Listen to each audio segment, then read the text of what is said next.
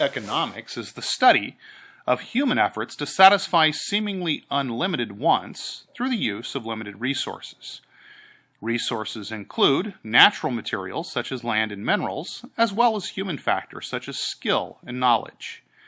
People in every nation must decide how these resources are to be used.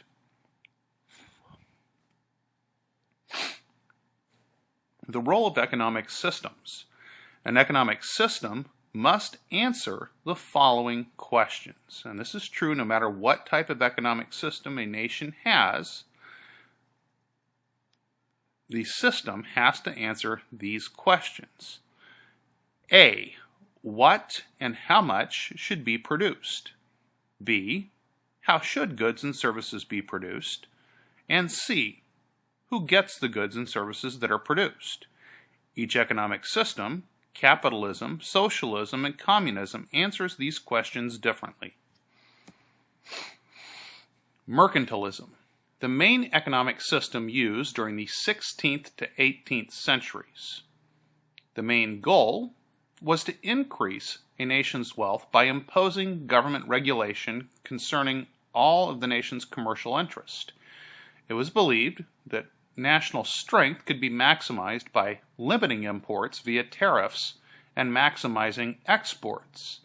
This approach assumes that the wealth of a nation depends primarily on the possession of precious metals, such as gold and silver.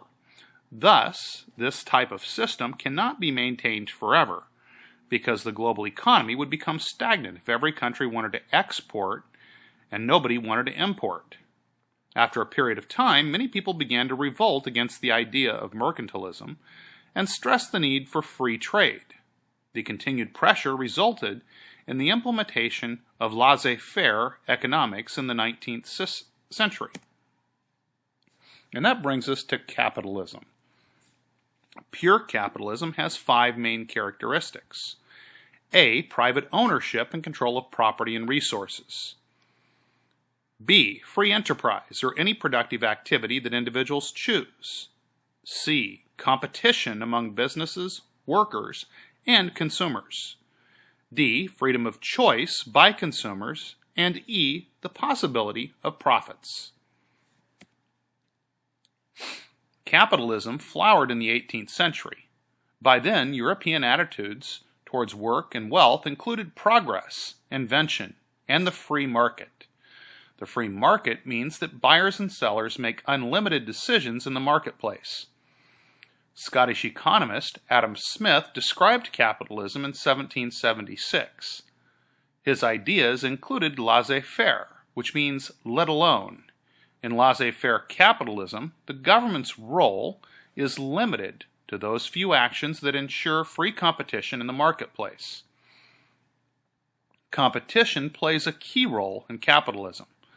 Sellers compete with one another to produce goods and services at reasonable prices.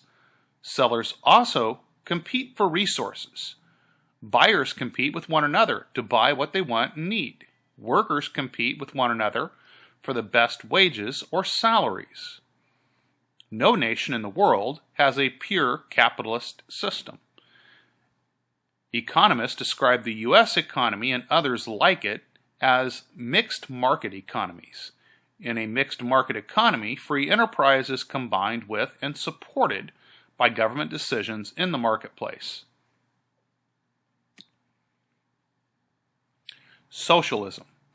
The main goals of socialism are the equal distribution of wealth and economic opportunity among people, society's control through government of all major decisions about production, and public ownership of most land, basic industries, and other means of production.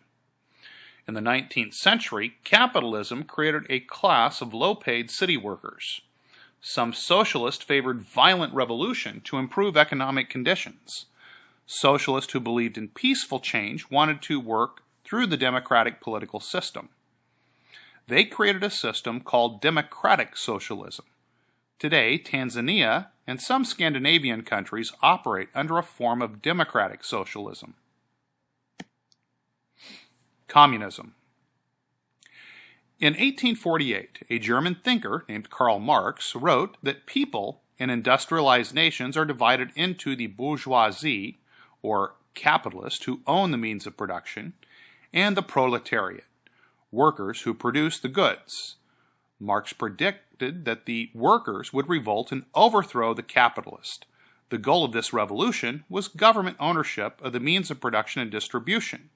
He believed that this socialist government would help develop into communism.